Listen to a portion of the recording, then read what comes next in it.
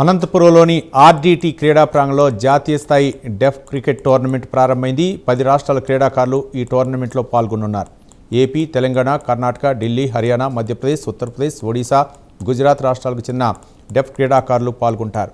4 రోజుల పాటు ఈ క్రీడా పోటీలు జరగనున్నాయి. మున్ముందు ఈ క్రీడా ప్రాంగణంలో మరిన్ని మ్యాచ్లు నిర్వహిస్తామంటున్న జిల్లా cricket association secretary Yugandhar, coach Venkatesh తెలిపారు. దీనిపై మరింత సమాచారం మా ప్రతినిధి విజయ్ కుమార్ అందిస్తారు.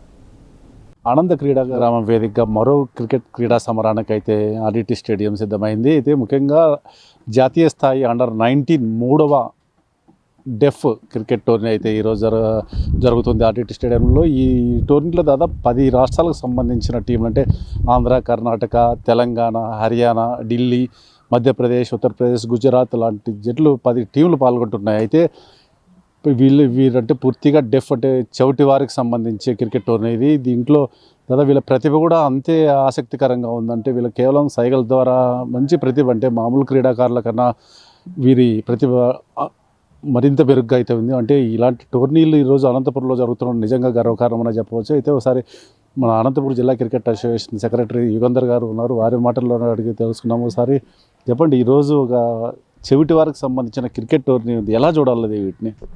నాకైతే డిఫరెన్స్ ఏం కనిపించలేదు, ఎందుకంటే అండర్-19 ఇక్కడ స్టేట్ మ్యాచ్లు అనేక మ్యాచ్లు చేసాం. సో సేమ్ ఇది కూడా అండర్-19 వాళ్ళు జాతీయ స్థాయి పోటీలు అంటే దాదాపు 10 రాష్ట్ర జట్లు పాల్గొంటున్నాయి. ఢిల్లీ, హర్యానా, మధ్యప్రదేశ్, ఉత్తరప్రదేశ్, ఒడిస్సా, ఆంధ్ర, తెలంగాణ.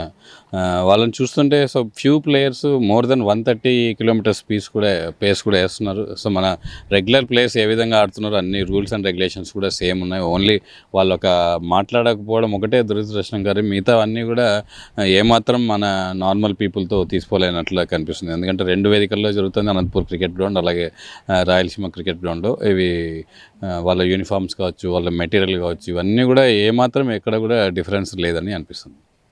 అయితే మనం చూడొచ్చు టెక్నికల్గా ఎలా వీళ్ళు రిసీవ్ చేసుకోబోతున్నారు అంటే మన మామూలు ప్లేయర్ల కన్నా వీళ్ళ దృష్టి మరింత మెరుగ్గా ఉందని అయితే అనిపిస్తుంది. మీరేమంటారు? 100% అండి. టెక్నికల్గా అయితే వాళ్ళు చాలా, ఎస్పెషలీ కాన్ఫిడెన్స్ అనేది వాళ్ళలో చాలా ఉంది.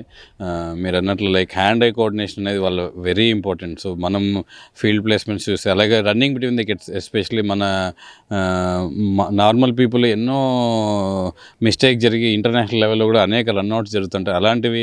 ఇలాంటి వాళ్ళు వాళ్ళ మన కంటి సైకిల్తోనే రన్స్ తీయడం కానీ అలాగే ఫీల్డింగ్ ప్లేస్మెంట్ సెట్ చేయడం కానీ ఇవన్నీ కూడా వెరీ ఇన్స్పిరేషనల్. అంటే నార్మల్ పీపుల్ చూస్తే కూడా దీనివల్ల చాలా నేర్చుకోవడం కూడా జరుగుతుందని అనుకుంటున్నాను.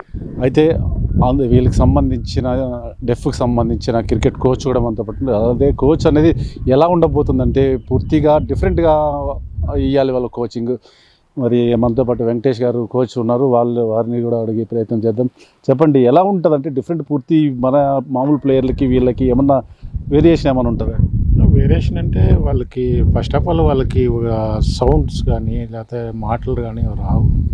మన మిగతా బాయ్స్కి అయితే మనం ఎక్కడి నుంచైనా సౌట్ చేయొచ్చు.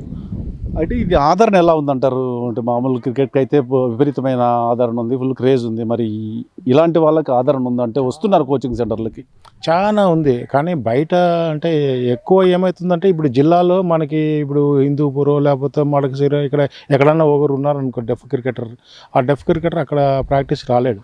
వాళ్ళని ప్రతి ఒక్క అబ్జర్వేషన్ మన మీదనే కోచ్ మీద చూడు అని చెప్పి వాళ్ళని లాచ్ చేసి మేము తర్ఫీదిస్తాం.